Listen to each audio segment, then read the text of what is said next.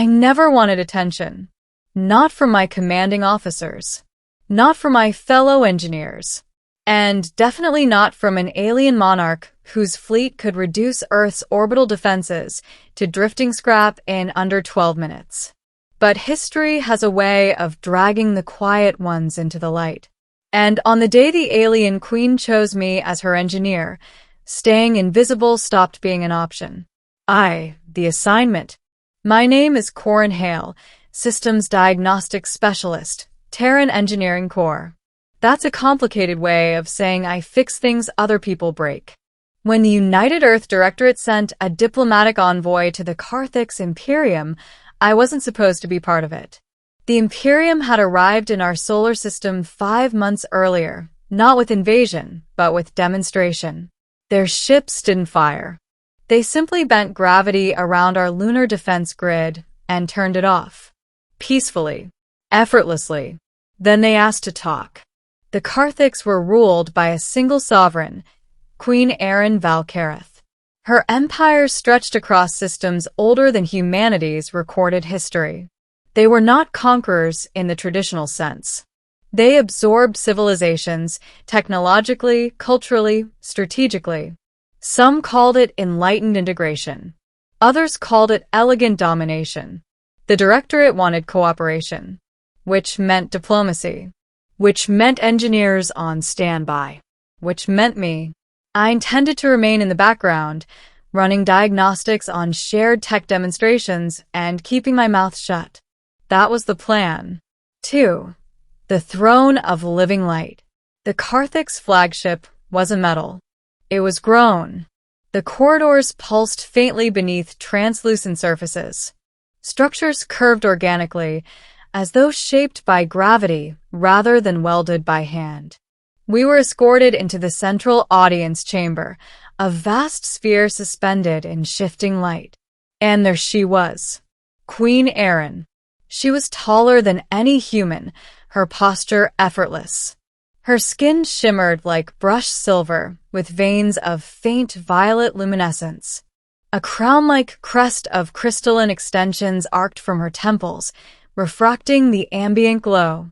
Her eyes locked onto each of us in turn. Not scanning. Assessing. Our lead diplomat, Chancellor Virek, stepped forward. Formal greetings were exchanged. Trade proposals presented. Technological exchanges discussed. The Queen listened without interruption. Then she made a gesture. A section of the chamber floor opened, revealing a suspended Carthix power core, a miniature star-like construct contained within layered gravitational fields. Our expansion drive requires recalibration, she said calmly. Your species displays unusual adaptability. Demonstrate. It wasn't a request. Chancellor Virek faltered. This was not outlined in the agenda. It is now. And just like that, diplomacy became evaluation. Our chief engineer stepped forward confidently. I stayed behind him. Invisible. 3. The failure. The power core was unlike anything human science had catalogued. It pulsed with compressed quantum energy stabilized through biosynthetic latticework. Our chief engineer ran scans. He frowned. It's a harmonic imbalance, he whispered to us. Their containment frequency is drifting. He adjusted parameters. Nothing changed. The pulse intensified slightly. The Queen's gaze never wavered. Another attempt. Still unstable. The chamber temperature dropped subtly. Carthix observers shifted uneasily. A third attempt triggered a ripple across the containment field. An alarm tone resonated, not loud, but ominous. Chancellor Virek turned pale. This is merely exploratory, he said quickly. The Queen tilted her head. You claimed competence. The unspoken implication hung in the air. Perhaps humanity had overestimated itself. My stomach tightened, because I could see the problem. It wasn't harmonic imbalance. It was feedback. The containment system wasn't drifting, it was compensating for microfractures in the lattice structure. They were tuning the wrong variable, and every adjustment was making it worse. I clenched my jaw. Not my place. Stay invisible.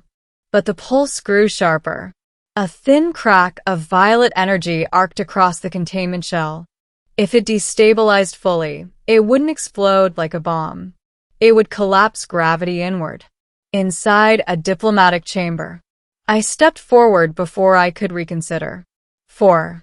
The mistake of being noticed. You're correcting the symptom, I said. Every head turned. My chief engineer shot me a warning look.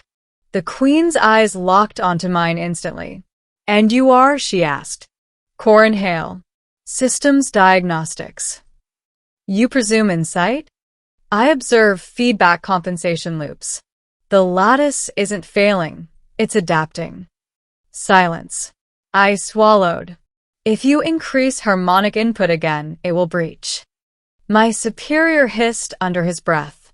The Queen studied me. Then she did something unexpected. She gestured for me to approach. The chamber felt heavier as I stepped forward. Demonstrate, she said. I connected my portable interface to the projection field. Human tech was primitive compared to theirs, but physics was still physics. I overlaid a feedback map. Here, I said quietly. Microfractures along the third compression ring. Murmurs rippled among the Carthics. That is impossible, one of them said sharply. Not impossible, I replied carefully. Just microscopic. I adjusted the projection. If you realign the containment frequency downward by 0.03% and redistribute stabilization through this node instead of the outer ring, the feedback will stabilize. The Queen watched without blinking. Proceed, she ordered. My hands moved before doubt could return. I input the adjustments. The pulse flickered violently once, then steadied. Smooth. Balanced. The crack of violet energy vanished. Silence filled the chamber. Not alarm, not tension, just stillness.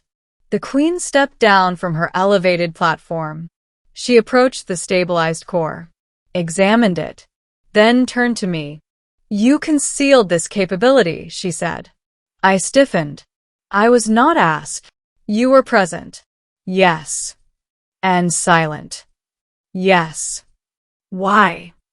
The truth slipped out before I could craft diplomacy. Because I prefer fixing problems without being noticed.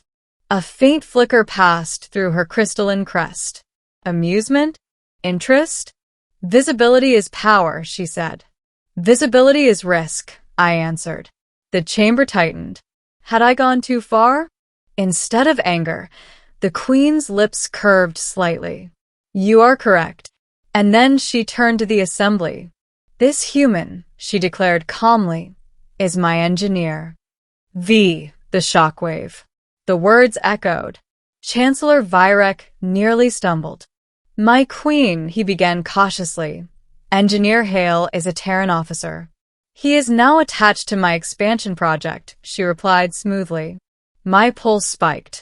With respect, I said carefully, I did not volunteer. You demonstrated superiority of perception. That does not equal consent. A ripple of tension surged through both delegations. The Queen stepped closer, not threatening, but deliberate. Do you refuse? It wasn't coercion. It was evaluation.